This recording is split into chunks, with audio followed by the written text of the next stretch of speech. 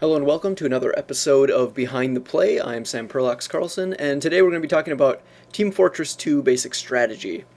Before I begin, Behind the Play is a series all about breaking down basic strategy for new players and spectators. So if you're a new player to the game, you've never played it before, or you're looking to get into the competitive scene either by joining a team or taking your team to an amateur league, if you're going to be watching on live stream or an event for the first time and you really want to understand what's going on, that's what this series is all about.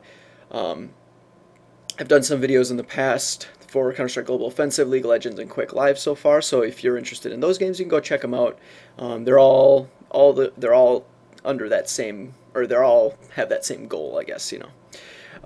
So this first episode is, or this first one for TF2 is going to be like the first Counter-Strike one I did, where I'm in-game, I'm not spectating a match or anything, I'm just going to be running around the game, kind of showing off some stuff, talking about different things, and then it's going to be pretty basic, basically the things to get your mind at least to a basic understanding about what you're seeing and stuff.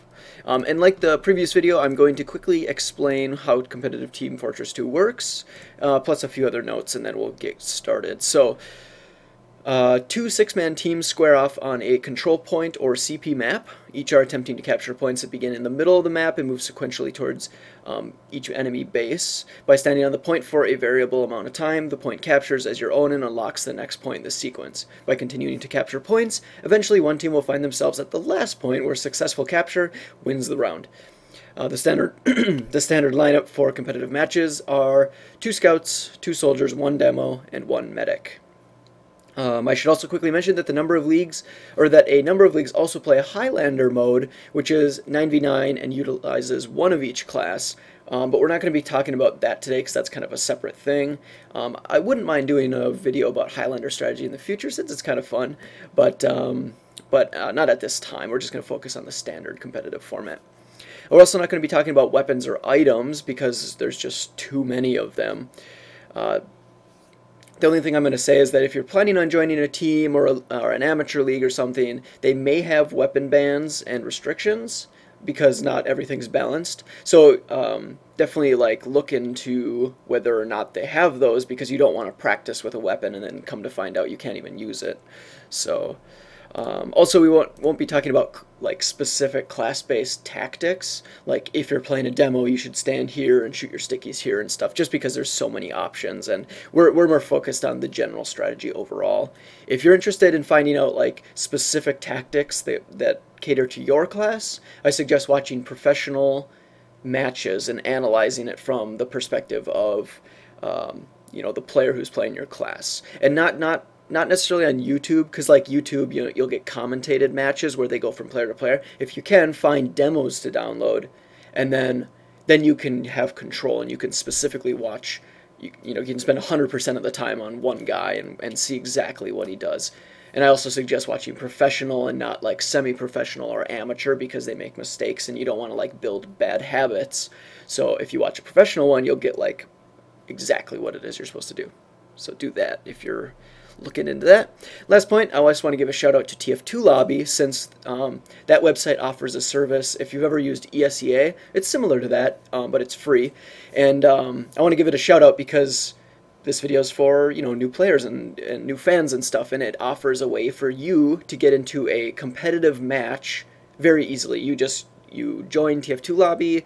I think you have to connect your Steam, and then you can start joining a lobby where they set up a 6v6, and then you go right into the game and you have this competitive match, and it's really easy, and it would be cool if more people used it and stuff. So go check it out. It's tf2lobby.com. Alrighty. Let's switch over then.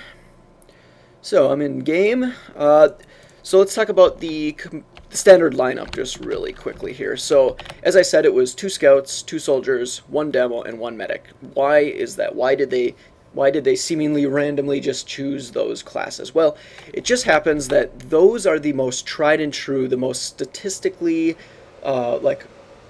effective composition. Regardless of the situation, it just kind of has the highest success rate overall. Now, of course, there are more optimal compositions based on on different variables, meaning that like if the enemies are in a certain position and maybe they're at a certain health, or one's up here, one's down there, one's over there, one's a sniper aiming at you and stuff. There are different compositions that are more optimal for different scenarios. The problem is that humans are really bad at processing data very quickly. So it's just super difficult for you to be running around a match and be like switching up compositions in your head based on the enemies or the data that you're gathering on the field. Well, okay, so it's hard to process, and also you just can't get all the data because some of it's hidden from you. You know, you can't see it. So people have just realized that 2 scouts, 2 soldiers, a demo, and a medic is just like the most effective overall, like from a statistical standpoint, say. But just know that there are more optimal compositions. It's not like that standard lineup is like ours is the best. It's not. It's just overall it's the best. Okay, so there's that, and let's talk about each class really quickly. I'm going to switch over here, make sure I got all my notes. Alright, so the first class is Scout, and the most obvious benefit to the Scout right off the bat is just that he's fast. He's much faster than the other classes. He's also able to double jump, which allows him to do things like this, where he can leap off an edge, he can be engaged one-on-one with an enemy, and be jumping back and forth like this, making it very difficult for the enemy to shoot him. They're also very good at getting behind the enemy line. If there's enemies focused down in the last point, he can quickly get into a position behind them by dropping down. You know, he can end up down here behind them before the enemy is really ready for it, and he can try and get off some good damage, get off some kills. Which brings me to the next point. He's very good at getting picks, which is choosing a specific target and making sure you kill them. So generally it's going to be the medic, because the medic is such a high value target. If you not only will you kill him and take away a player from their team, but they'll also lose their whatever charge they had worked up, and we'll talk about that in a little bit. But so one of like the primary uses of Scout is to try and get behind, get into find a window of opportunity and get off solid picks. Also, they need to control the other scouts, because you don't want the other scouts doing that to your team. So the scouts will oftentimes focus on each other to try and get an advantage off that way. And as you can see, the Scout can make, much longer jumps. All the other classes would be able to maybe make that, but probably fall down. The Scout can get, up here. So that's pretty cool. The Scout can also get back caps, and say that you are capping this with your team. The Scout can either move up right away, like a teammate could wait there and start capping, and the Scout could get up to the midpoint and start capping that one the moment it's open and available. Or they could run back and stop a cap. They're good for that kind of stuff. They're good for forcing Ubers on the enemy team. If their medic is fully charged and you can get towards him, get close to him, you can force them to pop their Uber or their crits before they want to. Because, as a medic, it would be awesome to use your Uber right when you're coming through that doorway, so that you have the most amount of time to really get an effective use of it. But if you're a scout and the medic's back here, he doesn't want to pop it back here. It's less useful. But if you can, drop down and shoot him one time even, the damage output's so high that it'll scare him and cause him to pop it. So now they'll run, but they'll lose 3 or 4 seconds worth of good Uber charge, and that's great. So that's definitely one good thing. Hold on one second. Grab me a water. The other good thing, and this is kind of a minor thing, but the fact that Scouts are so quick, and so agile, and they can be one place and then suddenly another place kind of a thing, is that they can just disorient the team. They can confuse them. They can be doing damage up here. And and then, you know, a few seconds later drop down and hit them over there. You don't necessarily have to get kills. If you're just doing damage, you can keep the enemy kind of just confused. You can keep the medic scared, you know, like he doesn't know if he's going to suddenly get picked. That's sort of psychological warfare works. Yeah,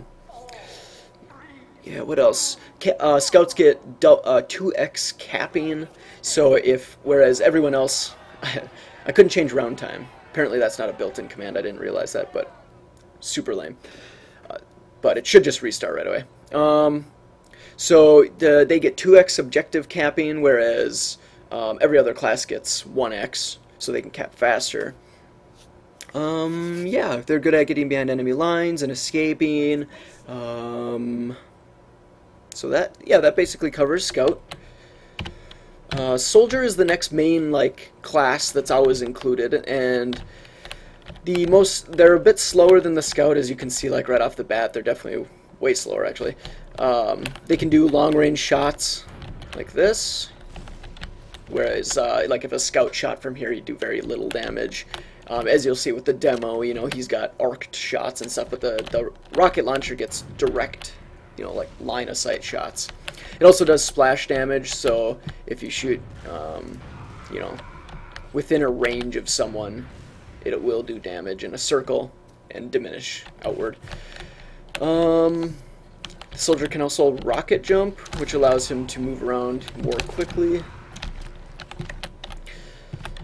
So that's good.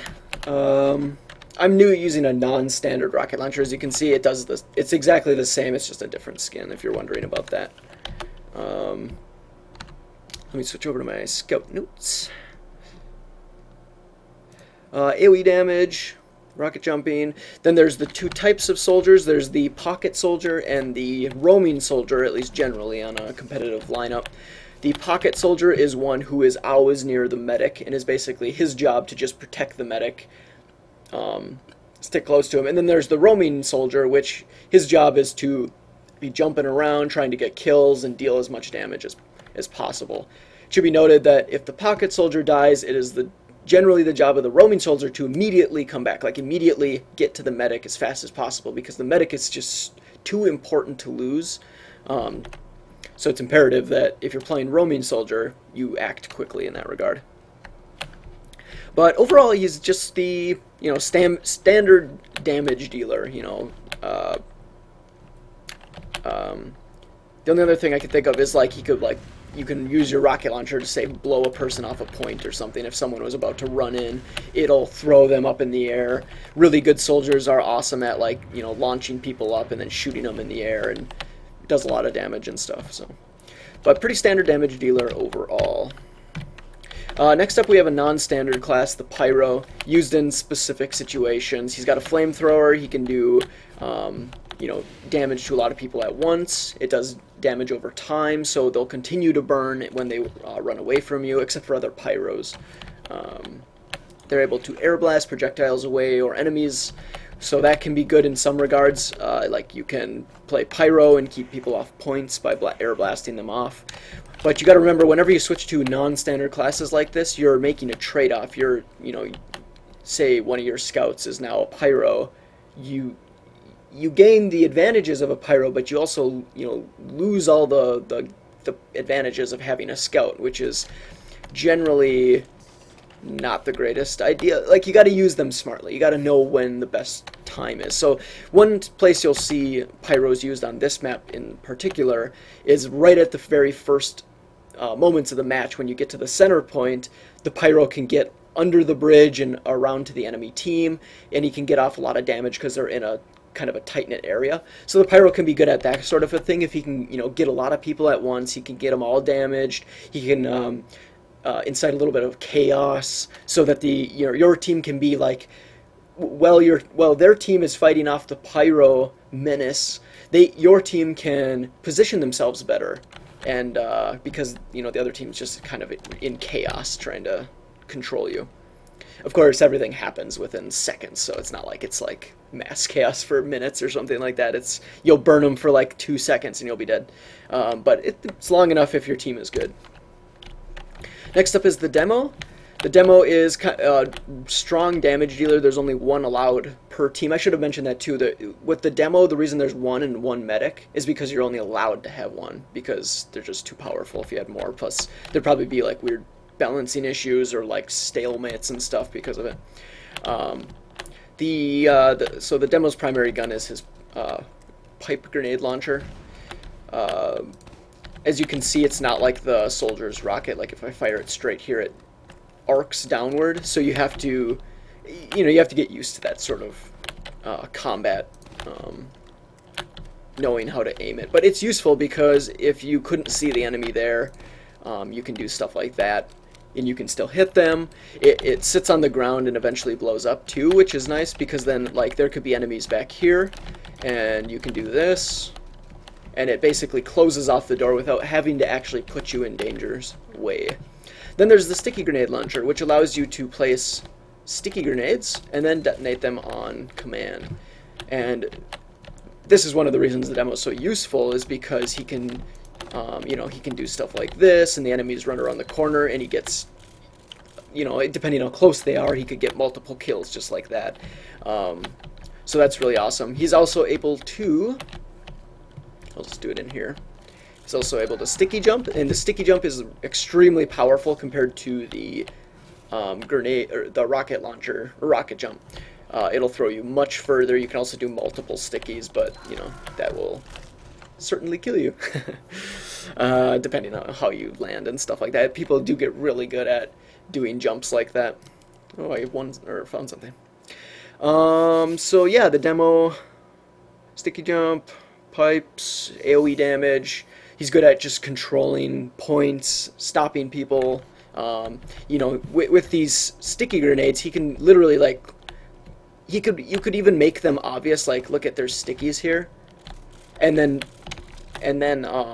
stand in a position where they can tell that you're watching the door, and you can just close that door off, and the enemies won't really go through there unless they have an uber charge or something, because they don't want to risk it. It's too dangerous to go through and have you kill them, or do a super high amount of damage. So that's where the demo really shines. The heavy is another non-standard class. He can be really good for defending last point because of his minigun, but you can see right there it's fairly inaccurate. Standard damage dealer overall. He can destroy enemy demo stickies. Like if there's stickies on here, he can shoot them and destroy them, which actually most classes can do it with their shotgun or any sort of projectile weapon. But yeah, pretty much just, he's really slow, so he's not like used all that often. It's not, I mean, he's used a little bit, but not always as part of a standard lineup, just because he's kind of slow, although they add this new weapon which makes him run faster. But you take mini crits. Again, I don't want to go too deeply into the weapons just because there's so damn many of them.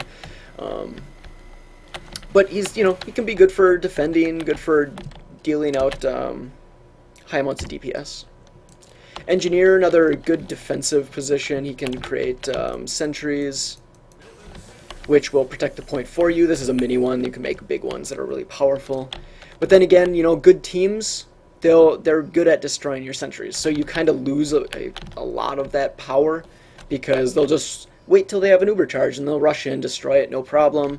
They do have to focus on the sentry rather than your players, which in a way can be good. But then the problem is you're playing Engie, so it's not like you're going to be doing a ton of damage afterwards anyway. I mean, this shotgun's pretty powerful, but when you're playing competitive people, it's not going to be that great of an advantage. The medic is a humongously important class, because he is the only way you can get on-field healing. He has the uber charge, which makes him and whoever he's currently clicked on invulnerable. Literally cannot take damage unless they get like air blasted off a cliff or something. But most maps, or at least most competitive maps, don't have that.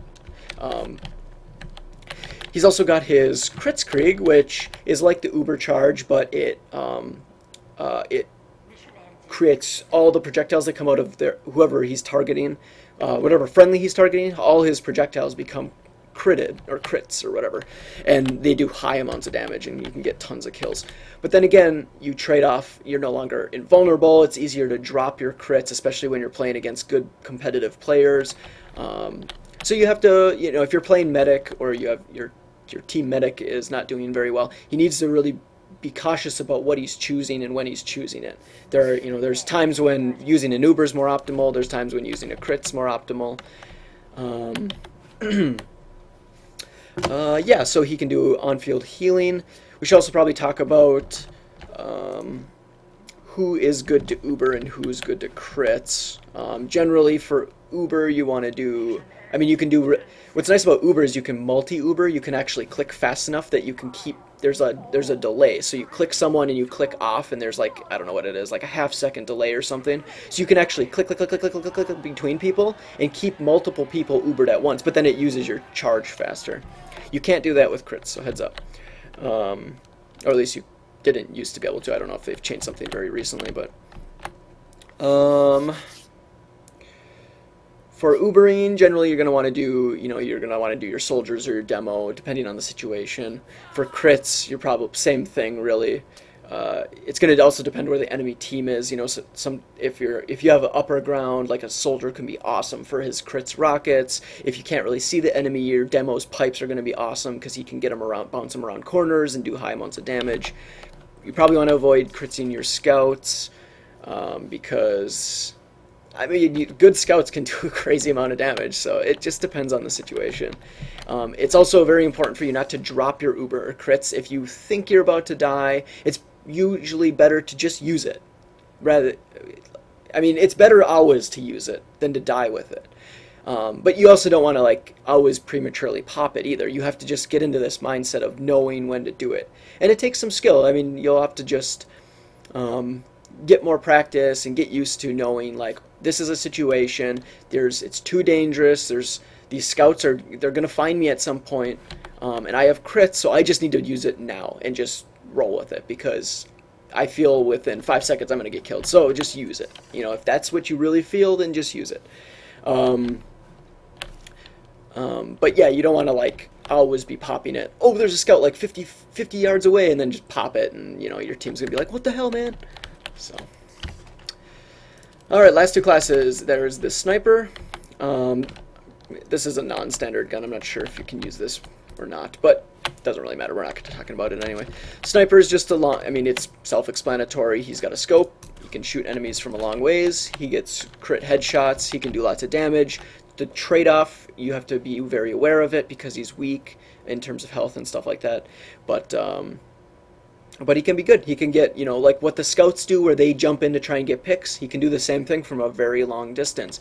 If you're switching from sniper to scout back and forth, it can work out really well because the team might not expect it. They, put themselves in a vulnerable position and your sniper's really good.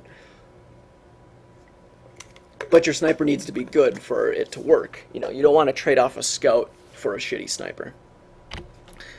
And lastly, the spy, which is you don't see this used too much because it seems like it's pretty high risk. Like he doesn't do a whole lot of damage from, his gun and stuff. I mean, that's not where he's good. He's good for cloaking, so he can choose an enemy to disguise himself as. So you would obviously want to choose someone that is on their team. If they don't have an engineer, for instance, you don't want to disguise yourself as an engineer because it's going to be really obvious that you're a spy. So you want to be a demo, say. And say their team was moving up here, and you knew the demo was down, or he's in a different area or something. You wait for your opportune moment to drop down and get among their ranks, or just behind them, and then try and backstab, because the backstab is an insta-kill. Good teams will respond immediately and kill you, but the great thing is that you can get a pick. If they're about to push last point because their medic has Uber, and you can go spy and kill the medic, you just saved your team, at least for another iteration of them building an Uber charge, which is awesome. So it's risky, but it can work out really well. Just make sure whoever's playing spy, if it's you or if it's someone else, they're really, really good at it. Okay, so that covers all the classes. Let's talk about general strategy now. and tactics and things. I'm just going to switch to Scout and kind of run around the map and talk about things. So, so let's see, the first point to consider is analyze trade-offs. And what that means is if you're, let's see what would be a good position. Say you were running down with your team here, and there was a demo planting, he was tossing stickies in here, and you're playing heavy just because you were defending last point. And you got your medic with you and the rest of your team and stuff. You may run into situations where you have to make a trade-off. I can shoot the demo right now and do damage to him, or I can shoot these stickies on the ground. The reason I bring that up, like this might seem like a really stupid example, but the reason that I wanted to bring it up is just because I wanted to get your mind working in a different way. Rather than thinking about, I need to get damage, I need to get kills because that's what matters, think about, like, what is the actual calculation there? If I shoot him and I don't kill him, because say he's at full health, and I do 100 damage, which is pretty good. You know, he's very injured now. One of our scouts could drop down and easily get a pick. That's great. But if there's, like, say, a few stickies on the ground and everyone's kind of running up and your team didn't see them for whatever reason, you can also look at it the other way and say, rather than getting damage, I can shoot the stickies and focus on making sure they're all cleared up. And the reason I say that is because the damage that you would gain for your team, or the damage that would go against your team, might be much more than the 100 you'd pull off the demo. So I just want to, like, get you thinking about things, that it's not always, like, just about damage. It's about, or not damaging the other team. It might be the calculation of saying, what else can I do that might even be better than just getting damage? If the damage from the sticky is going to result in 200 damage spread out across the team, that might be a lot worse than getting, like, just letting the demo run away with full health. So that's just one example. There's probably much better examples. I'm going to make some more TF2 videos in the future where I actually analyze match play, and then we can actually have real examples to look at and stuff. It will have better examples and things. So that'll be great. But for now, just think about it that way and then see if you can recognize it if you go even playing a pub server. Maybe you'll start to see things like that. Let's see, maintain basic awareness. If you're, say, any class and you're going to be running through this door and you've just been protecting last point, make sure you don't do, and this is very simple, but make sure you check your corners and things, especially for demo stickies. So, like, if you're the scout especially, and your medic's coming up behind you with a soldier and stuff, they're very important that they get out of here because they can go and cap the point. The medic's charging. As the scout, it would be good to run in here and check. No stickies, great. No stickies, no enemy, no stickies. You know, like, be doing this sort of thing, like checking. Although don't go too overboard where you're, like, going like this and there's enemies in here and they're blasting you in the ass or something. So definitely be checking it out and looking for that sort of stuff. Be checking corners.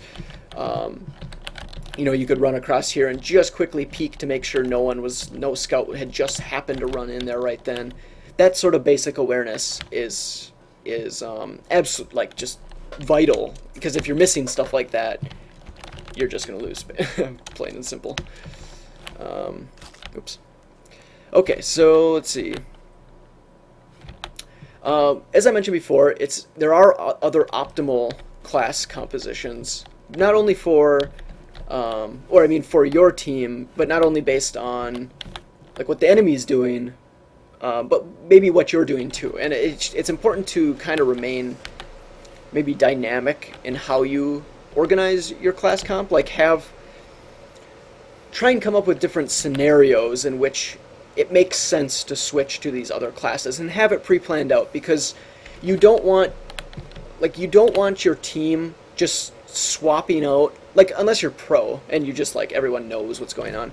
At an amateur level, you need to, if they have an enemy sniper, accept as a team that when they have an enemy sniper, we need to have a counter sniper. But, like, be aware that you need to make that decision as a team, because if you're a scout and you're switching off to go sniper, your other scout really needs to know that, because he might need reinforcements, your team might need you to back them up or whatever. So be sure to talk about that sort of stuff.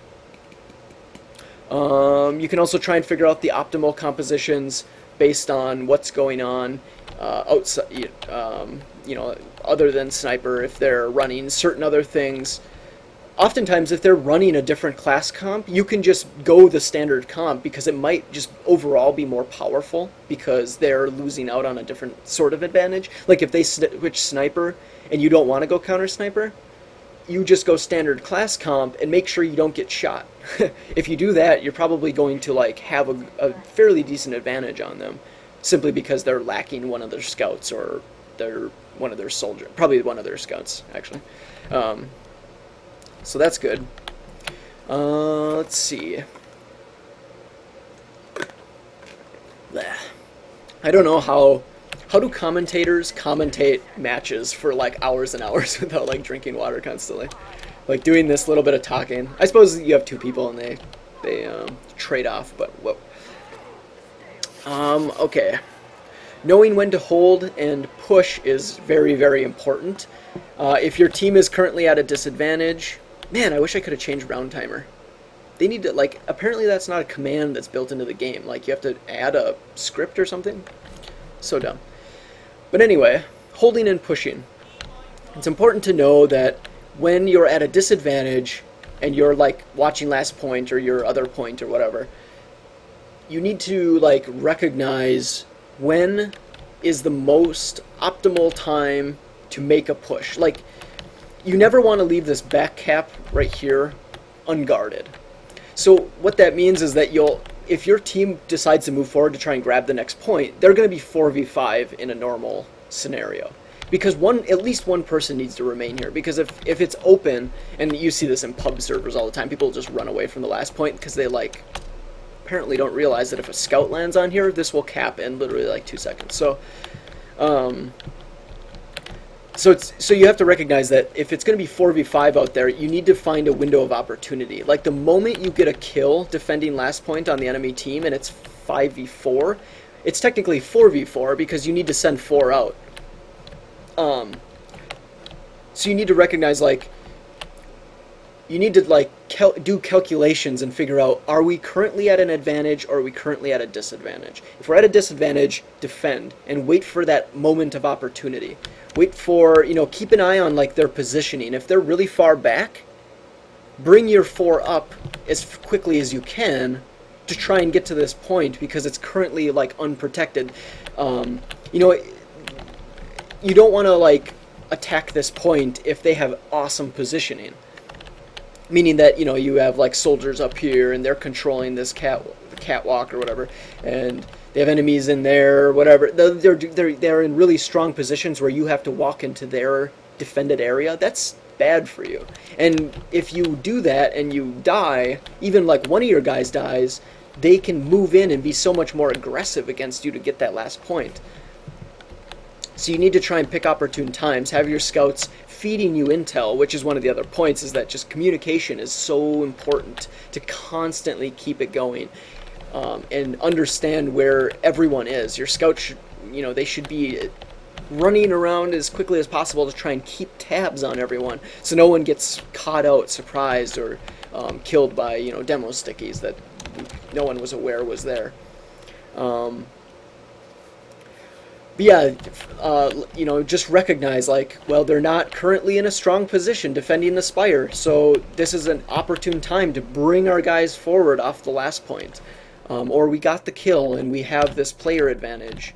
Or they have or everyone's alive, but we've got a lot of damage on them right now, and I just stole, you know, the main health pack that's below me, right? You know, down here. So they're not even getting good heals, their medic's injured, whatever. Be thinking about these little things, looking for ways to exploit it, and then make your move. Otherwise, you're you know, defending your point because you don't want to push out and lose. So that's good. You can also take Uber into account, like if your medic survived and their medic died, and even if they're really strong, your medic has, you know, his charge advantage. The moment it's ready, you should go out and use it because they won't even have an Uber charge yet. So that's really important to take into consideration. As I said, positioning is also really important, knowing where to be, where to stand, where the strong points and weak points are. For instance, like the bridge here is considered a very weak point because there are if you're running across here, there are a number of attack vectors. They can drop down on you. They can, Scout can leap off here and onto the bridge. Scout can drop down from here. There can be people even, sneaky under here and be doing stuff like this. So the bridge can be very dangerous unless you know where the enemy is. This room can also be dangerous to come in on. If there's people up here, you need to make sure you have control of it. High ground is generally advisable. So you need to really take into account positioning as well. Where are you standing? What are you where are the strong, if you're defending a point, where are the strong points? Where can I get like the most angle of coverage? So that sort of thing to take into account. That'll be a lot easier to talk about in like part 2 of this episode when we look at match play, and we can actually analyze where people are standing. So that's good. Don't leave your medic unprotected, please, for the love of God. When I played competitive medic for the most part, and my team was pretty good about it, but there's a number of instances where people get caught up in the moment. They're really focused on the firefight. Next thing you know, I'm standing there by myself, and I'm like, what the hell, guys? Because the moment that happens, the other team is looking for those kind of opportunities. That is a huge window of opportunity for scouts to go on Mumble and be medics unprotected, and like everyone converge on you or something. So absolutely be aware of where your medic is and whether or not he's protected. Now, of course, if we go into specific advanced positions and strategies and tactics and that sort of thing, there are probably instances where you can get the last point and leave your medic unprotected, or save the game by leaving the medic and capping a point and because the timer is about to run out or something like that. There are instances like that, but for the most part, general rule of thumb, protect your medic at all costs, because it's not just that he can die and you gain a disadvantage that way, you also lose the uber charge, and that's just unacceptable. Okay.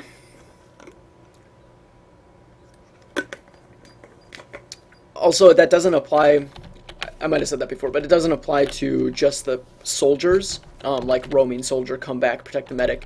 If you're playing any class, if you're playing scout, and you see an unprotected medic, protect him until someone else shows up. Just because you're playing scout doesn't mean you get to ignore the medic. So work as a team, help each other a lot. And I guess, let's see, the other point here, at least for the general tips, was, and this is really basic and almost goes without saying since you're playing a team game that you want to play competitively and win, but some people seem to care about this even in competitive play sometimes, is don't care about your KDR and your like points and stuff. Like if you have a choice between protecting the medic or getting an easy kill that like would otherwise have your medic be killed and he's almost got an uber charge or something, protect your medic. It doesn't matter if you get the kill, honestly. It's so much more important to protect your medic and keep that 90% uber charge or something like that. Like I said, that almost goes without saying, or I would hope so, but it does seem like, people can get kind of like this, they have this desire, or they're compelled to have the highest score. Oh, I gotta get that kill, like, it's not always the greatest idea. Greed can, end up in putting your team in a horrible position. Okay. Let's see. I have a point here about capture point analysis, but I'm not sure if I want to do that until maybe we actually have a match to watch. Yeah, I think we'll talk about that in the next video when we actually watch a match. So, yeah, I think that covers everything I wanted to talk about. This is kind of the intro video, just to get your feet on the ground and get the basics, so that if you watch part 2, which will be in the future at some point, I don't have it scheduled right now, but if you watch part 2 in the future, you can watch this, move to that part, and then really get a grasp on what's going on. So yeah, so thank you very much for watching. I'm going to switch over to webcam. Thanks for watching. Please consider subscribing above. There's also the other videos. This Behind the Play series is something I'm focusing on a lot more recently. I'm going to be doing videos for a variety of different competitive titles. Yeah, so if you have any feedback, things you didn't like or whatever, just let me know. Otherwise, subscribe, comment, whatever you got to do. And see you next time. Thanks for watching.